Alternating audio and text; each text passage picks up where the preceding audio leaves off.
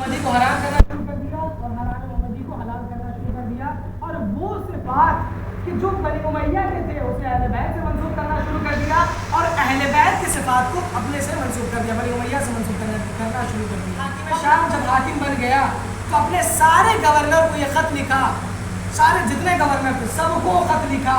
خط کا مضمون میں بیان کر رہا ہوں کہ دیکھو کہ جیسے ہی میرا یہ خط تمہیں ملنے کے بعد تمہیں کرنا کچھ نہیں ہے, جو عرب والوں کی سیلری ہے انہیں ڈبل کر دینا اور جو عجم والوں کی سیلری ہے انہیں آدھی کر دینا, اور عرب والے آگے رہے اور مصلی پر نماز پڑھائے اور عجم والے پیچھے رہے, وہ مصلی پر آگے نہ جانے پائے اور پہلی صف میں نہ جانے پائے. یہ نظام بنا دیا. کوئی عجم والوں کے ساتھ بیٹھے گا نہیں محفل میں, اور یہ بھی کہا کہ عرب والوں کو اچھی نوکری دینا اور عجم والوں کو اچھی نوکری نہ دینا. نہ جانے کتنی سازشیں ایسے چلی گئی. یعنی جو رسول خدا نے نظام بنایا تھا اس نظام کو مٹا کر اپنا نظام بدلنا شروع کر دیا کہ گوروں والوں کو زیادہ عزت دینا, سادات والوں کو ایسے کے ساتھ ایسا کرنا, علی امیروں کے ساتھ ایسا کرنا, یہ سارے نظام بنائے. لیکن امام حسین کربلا کے میدان میں ایک دن میں ان سارے نظام کو ختم کر دیا. وہی نظام دوبارہ لا دیا امام حسین نے کہ جو نظام رسول خدا لے کر آئے تھے, جو نظام رسول خدا لے کر آئے تھے, ایک دن کی محنت میں امام حسین نے وہی نظام کو دوبارہ لا دیا. آپ دیکھیں کیا نظام تھا. امام حسین 72 کو لے کر آئے کربلا میں, کوئی تفرقہ نہیں. اے بنی امیہ نے نظام بنایا ہے نا, امیر غریب, کالا گورا, غلام آقا, لیکن میں ان سارے نظام کو ختم کر دوں گا. میں 72 لے کر آؤں گا, لیکن ان 72 میں یہ سارے ملے ہوں گے. امیر بھی اس میں نظر آئیں گے, غریب بھی نظر آئیں گے, غلام بھی نظر آئیں گے, آقا بھی نظر آئیں گے, گورے بھی نظر آئیں گے, کالے بھی نظر آئیں گے, سادات بھی نظر آئیں گے, غیر سادات بھی نظر آئیں گے. میں کہوں گا مولا آپ کربلا جا رہے ہیں, صرف سادات کو لے کر جائے تو جب نہیں مولا کہیں گے یہ تفرقہ تمہارے یہاں ہوگا, میرے یہاں نہیں ہوگا. میں حسین ہوں, یہی تو حسن کربلا ہے, یہی تو عشق کربلا ہے, یہی تو زینت کربلا ہے. حسین پھول اکٹھا کرتے ہیں اور اس پھول کے ذریعے سے گلدستہ تیار کرتے ہیں. اگر اس زانو پر عباس علمبردار کا سر ہوگا تو اسی زانو پر جون جیسے غلام کا سر ہوگا. ہمارے یہاں کوئی تفرقہ نظر نہیں آئے گا. یہاں دنیا ختم ہو جائے گی لیکن انسانیت نہیں آئے گی. لیکن کربلا کے میدان میں ایک دن میں حسین نے سارے نظام کو دوبارہ بدل دیا. وہی شریعت دوبارہ آ گئی کہ جو رسول خدا لے کر آئے تھے. اسی لیے شاعر نے کیا خوب کہا ہے کہ انسان کو بنانے میں جب بیت گئی صدیاں, انسان کو بنانے میں جب بیت گئی صدیاں, شبیر نے فرمایا یہ کام ہے دن بھر کا. شبیر نے فرمایا یہ کام ہے دن بھر. کربلا کے بعد ہمارے دیگر ائمہ سے کسی میں اتنی ہمت نہیں, کسی حاکم میں اتنی ہمت نہیں ہوئی کہ وہ بڑھ کر امام سے بیعت کا مطالبہ کر لے. آپ دیکھیں امام سجاد دربار میں موجود ہیں, یزید کی اتنی ہمت نہیں ہو رہی ہے کہ سجاد سے بیعت کا مطالبہ کر لے. میں یزید سے کہوں گا یزید تو حسین سے بیعت کا مطالبہ کر رہا تھا, حسین تیرے سامنے, تو حسین کے سامنے موجود نہیں تھا. مکے مدینے میں حسین سے بیعت کا مطالبہ کیا, تو حسین کے سامنے موجود نہیں تھا. مکے میں حسین سے بیعت کا مطالبہ کروایا, تو حسین کے سامنے موجود نہیں تھا. کوفے کے راستے میں حسین سے بیعت کا مطالبہ کروایا, تو خود سامنے موجود نہیں تھا. کربلا کے میدان میں تو نے بیعت کا مطالبہ کیا لیکن تو حسین کے سامنے موجود نہیں تھا. آج علی ابن الحسین تیرے سامنے کھڑا ہے, تو بیعت کا مطالبہ کیوں نہیں کرتا؟ تو بیعت کا مطالبہ کیوں نہیں کرتا؟ عجب نہیں یزید بڑھ کر کہے گا میں کیسے بیعت کا مطالبہ کر لوں, کل ہی تو حسین کہہ کر گئے ہیں مثلی لا یبایع. تو سامنے کھڑا ہے وہ حسین ہے, جو سامنے کھڑا ہے وہ حسین ہے. میں کیسے اس حسین سے بیعت کا مطالبہ کر لوں؟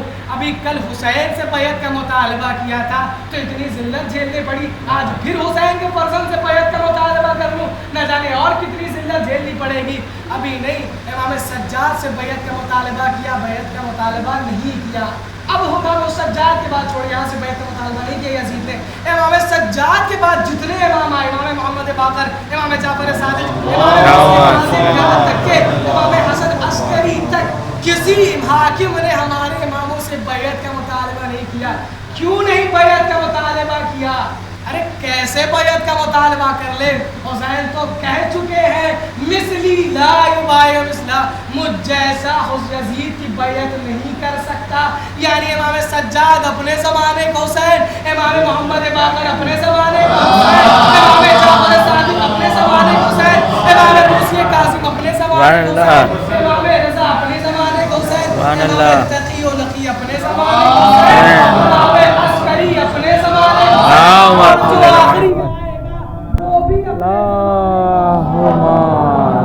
किसी की बैत करेगा, ये किसी की बैत का मोहताज होगा। एक सवाल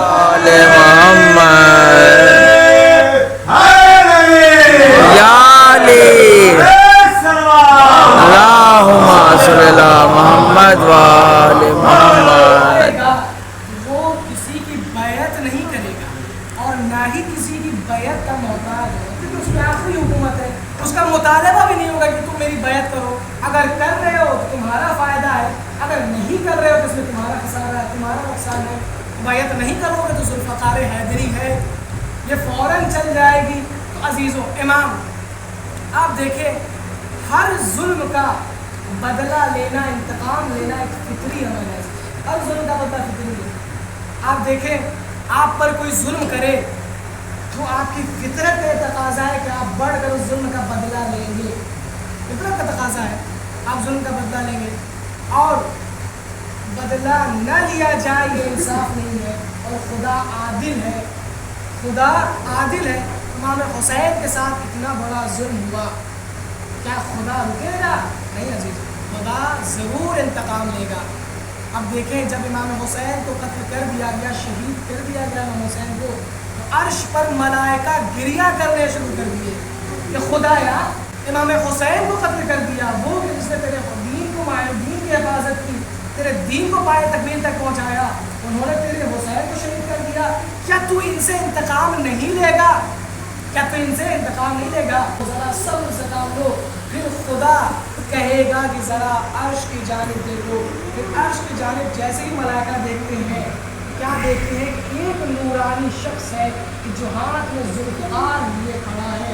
फिर खुदा ने एक जुमला कहा, बेहाज़ल क़ाइम अंतक़िम, मैं इसी कायम के ज़रिए से हुसैन का इंतकाम लूँगा। एक सलावत बल्कि पूरी आलम इंसानियत के लिए, हर वो इंसान के जो शऊर रखता है उसके लिए इमाम हुसैन आइडियल है, उसके लिए करबला आइडियल है। अब देखें क्या हुआ। आज देखें, मैं फिर वो जुमला कहूँगा कि सदाएं आ रही हैं, मीडिया वाले कह रहे हैं कि ईरान ख़त्म होने वाला है, मुसलमान ख़त्म होने वाले हैं, शिया ख़त्म होने वाले हैं। तो ये सदाएं तो उस दौर में भी आई थी कि जब रसूल खुदा जंग कर रहे थे तो आवाज़ मोहम्मद मार दिए गए, मोहम्मद मार दिए गए। तो इसका नतीजा क्या हुआ? तो सदाएं आज भी आ रही हैं और मुसलमान परेशान है कि आखिर ये पीछे क्यों नहीं हटते, ये पीछे क्यों नहीं हटते। मिसाइलें गिर रही हैं, बम गिर रहे हैं, लोग शहीद हो रहे हैं, लेकिन मुसलमान पीछे नहीं हटते। तो मैं यही कहूँगा फिर वो जुमला कि यही तो हमारा अक़ीदा है, यही तो अल्लाह से इश्क है, यही तो हुसैन से इश्क है कि जब मुसीबत सामने आती है, मौत सामने आती है, तो हम एक जुमला कहते हुए नजर आते हैं, लब्बैक या हुसैन, अल्लाहु अकबर। अगर ये लोग भगाने के इरादे से आए हैं तो गलत कौम के पास आए हैं, क्योंकि जो कौम भगोड़ों पे लानत करती हुई आ रही हो वो कभी भागती हुई नजर नहीं आएगी। क्योंकि हमने भगोड़ों को अपना इमाम नहीं माना है, को अपना इमाम माना है। हमने हम उस कबीले से ताल्लुक रखने वाले हैं कि जब ये आवाज़ गूंजती है फिजा में कि हल मिन नासिर यंसुरना, है कोई जो मेरी नुसरत को आए, तो शशमाहा मुजाहिद भी अपने दरवाजे से गिरा कर इमाम की नुसरत के लिए लब्बैक कहता हुआ नजर आता है। जो उस कबीले से ताल्लुक रखने वाला हो वो मैदान छोड़कर भागने वाला नहीं हो सकता, बल्कि हैदर कर्रार की तरीके से तख्त सुलेमा के बराबर इस तख्त पे है चादर तथहीर का साया, इस तख्त पे है चादर तथहीर का साया। सवाल पढ़िए।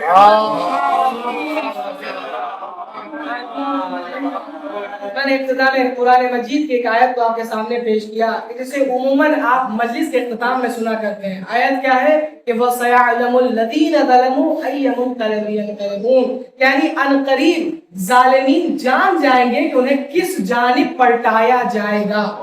अनक़रीब ज़ालिमीन जान जाएंगे कि उन्हें किस जानिब पलटाया जाएगा। कुछ ज़ालिमीन हैं जो जान चुके हैं, गुजर चुके हैं, और कुछ अभी ज़ालिमीन ऐसे हैं जो जानने वाले हैं। आप देखें अनक़रीब یعنی سیعلم الذین کہا گیا ہے، یعنی ان قریب ظالمین جائیں گے کہ انہیں کس جانب پلٹایا جائے گا، یعنی وہ اپنے ظلم کا مزہ چکھیں گے، اپنے ظلم کا مزہ چکھیں گے۔ آپ دیکھیں یہ دور ایسا ہے کہ بم مارے جا رہے ہیں، میزائلیں گرائی جا رہی ہیں، نہ جانے کتنے ظلم ڈھائے جا رہے ہیں، لیکن کوئی ڈرتا ہوا نظر نہیں آئے گا۔ آپ دیکھیں سید حسن نصر اللہ کو جب شہید کیا گیا تو اس دھماکے میں نہ جانے کتنے آپ کے چاہنے والے تھے کہ جو اس دھماکے میں گھائل ہو گئے۔ اب جب وہ میڈیا والے اسپتال پہنچے، ہاسپٹل پہنچے، ان لوگوں سے دریافت کیا کہ جو دھماکے میں جن کے پیر جا چکے تھے، جن کے ہاتھ جا چکے تھے، جن کا کچھ جا چکا تھا، تو ان سے جب پوچھا گیا کہ یہ بتائیں کہ آپ کو کیسا محسوس ہوا، آپ کو کیا تکلیف ہوئی، کیا آپ کا آگے کا کیا ارادہ ہے، آپ کا دل کیا کہتا ہے، یعنی آپ کا کیا ارادہ ہے، تو کسی نے کہا کہ مجھے اپنے ان ہاتھوں کے جانے کا غم نہیں ہے، بلکہ میرا سید مارا گیا مجھے اس بات کا غم ہے۔ پھر دوسرے نے کہا کہ میرے پیر کے چلے جانے کا غم نہیں ہے، سید مارا گیا مجھے اس کا غم ہے، میری آنکھیں چلی گئی اس کا غم نہیں ہے، بلکہ سید نصر اللہ مارے گئے مجھے اس کا غم ہے۔ یعنی یہ جملہ کہتے ہوئے نظر آئے تو یہ طاقت، یہ جذبہ کہاں سے آیا؟ یہ جذبہ کربلائی جذبہ ہے، یہ کربلا حسینی جذبہ ہے کہ جو کربلا سے درس ملا وہی طاقت آج ہمیں دیکھنے ملی۔ یعنی یہ لہو کربلا کا لہو ہے کہ جو آج تک ہمیں دیکھنے ملا۔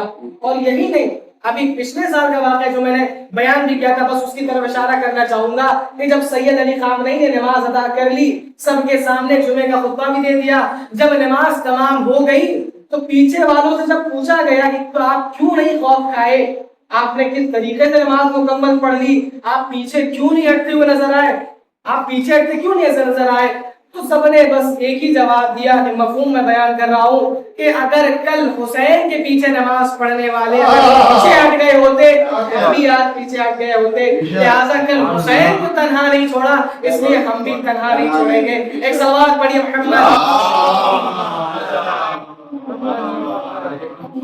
آج صدائیں آ رہی ہیں، انڈین میڈیا اور نہ جانے کیسے کیسے میڈیا یہ آواز بلند کر رہے ہیں کہ آج اتنے جتھے آ رہے ہیں، اتنی میزائلیں لا رہا ہے ٹرمپ، اور یہ کرنے والا ہے، ایسا دھماکہ کرنے والا ہے، اور اس کے مقابل میں ایران ایک صدا بلند کرتا ہے کہ ماں اہل کوفہ نیستیم علی تنہا بمانت، ہم کوفے والے نہیں ہیں کہ علی تنہا ہو جائے۔ ایک سوال پڑھی محمد۔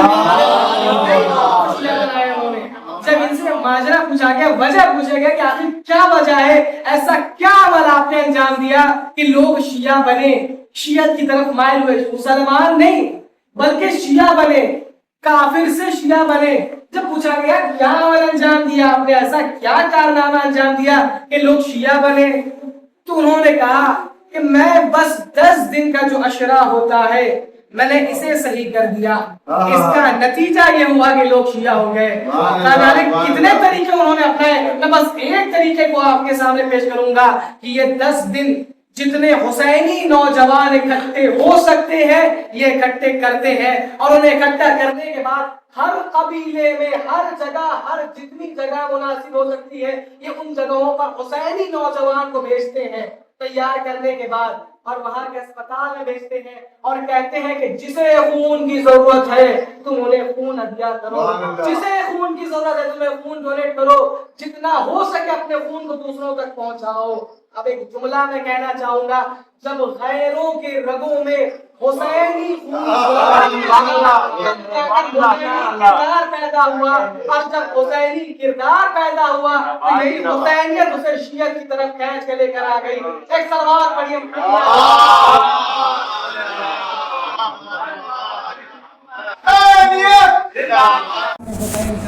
عباس کا انتقام لے لیا، اصغر کا انتقام لے لیا، اکبر کا انتقام لے لیا، کتنوں سے انتقام لیجیے گا مولا؟ ایک شخص میرا مولا روتا ہوا ایک جملہ کہے گا، اے شخص میں سب سے انتقام لے لوں گا، حسین کی مظلومیت پر سارے انتقام لے لوں گا، اکبر کے چھٹے کلیجے کا بدلہ تو لے لوں گا، اصغر کے چھٹے گلے کا بدلہ تو لے لوں گا، سب سے انتقام لے لوں گا، لیکن تیرا مولا مظلوم و مجبور ہے، سب سے انتقام تو لے سکتا ہے مگر جدہ کی پسلیوں کا بدلہ نہیں لے سکتا، سکینہ کے تماچوں کا بدلہ نہیں لے سکتا، زینب کی بے ردائی کا بدلہ نہیں لے سکتا، تیرا امام مظلوم و مجبور ہے، سب سے انتقام لے سکتا ہے۔ عزیزوں، سب سے عظیم مصیبت اگر کربلا کے بعد دیکھنے ملی تو جناب زینب پر وہ مصیبتیں ڈھائی گئی۔ عزیزوں، زینب نائبۃ الحسین بن کر اٹھی ہے نا، شریکۃ الحسین بن کر اٹھی ہے نا، تو جیسی مظلومیت حسین پر ڈھائی گئی ویسی مظلومیت کربلا کے بعد زینب پر بھی ڈھائی گئی۔